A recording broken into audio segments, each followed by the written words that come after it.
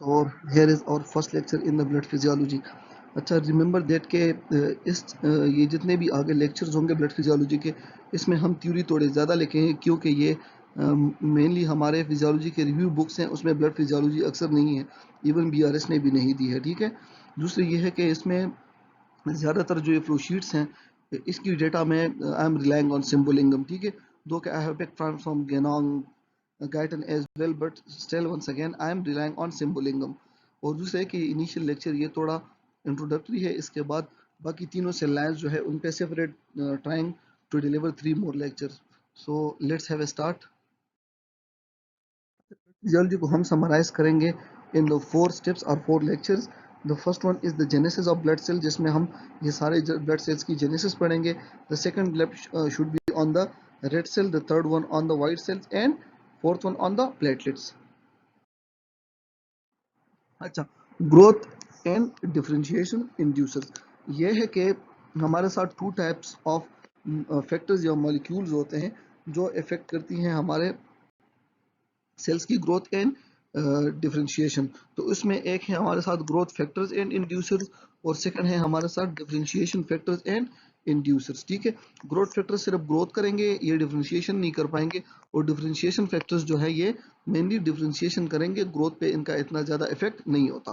So growth and reproduction of various stem cells are controlled by multiple proteins, जिसको हम growth inducers कहते हैं. Note that growth factors can promote growth but not differentiation, क्योंकि differentiation inducers जो है ये causes different stem cells to differentiate into its final adult types of cells.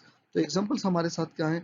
Example ये है कि हमारे साथ है ग्रोथ फैक्टर्स जो कि मेनली इंटरल्यूकिन्स होते हैं, इंटरल्यूकिन 1, इंटरल्यूकिन 3 एंड इंटरल्यूकिन 6. और इसमें interleukin 1 osteoblast release by osteoblast promotes erythropoiesis. Same function is performed by 3 and 6, or 3 जो है that is mainly secreted by T cells and that can promote the growth of all types of cells. Differentiation inducer सबसे जाना पहचाना जो है वो हमारे साथ erythropoietin है that cause differentiation of the stem cells into red blood cells, red blood cells. Now flow sheet for hematopoiesis. ठीक है, सो जो मेन स्टे या मेंटेनेंस ऑफ सप्लाई जो है ये प्यूरी पोटेंशियल हिमोटोपोएटिक स्टेम सेल्स, या बाद लोग इसको मल्टी पोटेंशियल भी कहते हैं या हिमोटोसाइटोब्लास्ट भी कहते हैं, जो भी आपके बुक में लिखा है फॉलो दैट. लेकिन ये याद रखें कि ये 2 types of cells line create करेगा.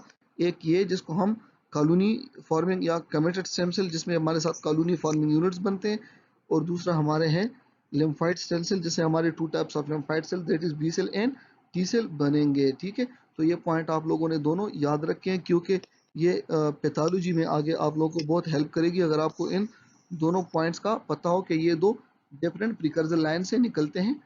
अच्छा, कॉलोनी फॉर्मिंग यूनिट्स जो है इसमें है कॉलोनी फॉर्मिंग यूनिट्स ब्लास्ट, ये B for blast, colony forming unit blast. तो ब्लास्ट का मतलब ये है कि ये हमारे साथ मेनली रेड सेल ही प्रोड्यूस करेगा, और इसको हम नेक्स्ट पेज में डिटेल में पढ़ेंगे. ठीक है, दूसरा है कि colony forming unit GM. GM का मतलब है ग्रेनुलोसाइट मोनोसाइट्स. तो इसका मतलब है कि एक तो इससे मोनोसाइट का लाइन निकलेगा और दूसरा इससे ग्रेनुलोसाइट्स का लाइन निकलेगा. मोनोसाइट का लाइन यहाँ पे पढ़ लेते हैं कि ये पहले मोनोब्लास्ट बनाएगा, फिर प्री मोनोसाइट्स बनाएगा, फिर मोनोसाइट्स, और मोनोसाइट से आगे फिर मैक्रो साइट्स जो है वो बनते हैं. लेकिन आप मोनोसाइट्स तक भी याद रखो तो इनफ है.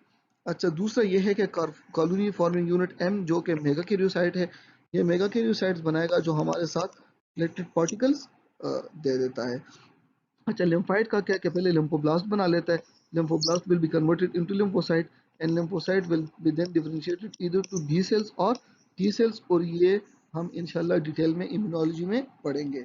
अच्छा, now let's come to granulocytes. तो ग्रेनुलोसाइट न्यूट्रोफिल, इओसिनोफिल और मेनली बेसोफिल्स को कहते हैं, और ये 2 सेल लाइन हम नेक्स्ट पेज पे पढ़ेंगे. अच्छा, genesis of RBC and granulocyte. तो आरबीसीज का ये है कि पहले तो हम अपने एग्जाम के लिए जो रिटर्न होता था वो हम सिंपल ये से अर्ली नॉर्मोब्लास्ट, इंटरमीडिएट नॉर्मोब्लास्ट और लेट नॉर्मोब्लास्ट याद करके जान छुड़ा देते थे. लेकिन जो पार्ट 1 एग्जामिनर्स हैं ये फैंसी और ट्रिकी नेम्स में ज़्यादा इंटरेस्टेड है, तो इसके लिए हमने एक लंगड़ा सा निमोनिक बनाया हुआ है कि PB4. ठीक है, सो पी से हमारे साथ प्रो एरिथ्रोसाइट, बी से बेसोफिलिक एरिथ्रोसाइट्स, एरिथ्रोब्लास्ट सॉरी, जिसको हम अर्ली नॉर्मोब्लास्ट भी कहते हैं। पी से पोली क्रोमेटोफिल एरिथ्रोब्लास्ट जिसको हम इंटरमीडिएट भी कहते हैं, और ओ आर से ऑर्थो क्रोमेटिक एरिथ्रोब्लास्ट जिसको हम लेट नॉर्मोब्लास्ट भी कहते हैं।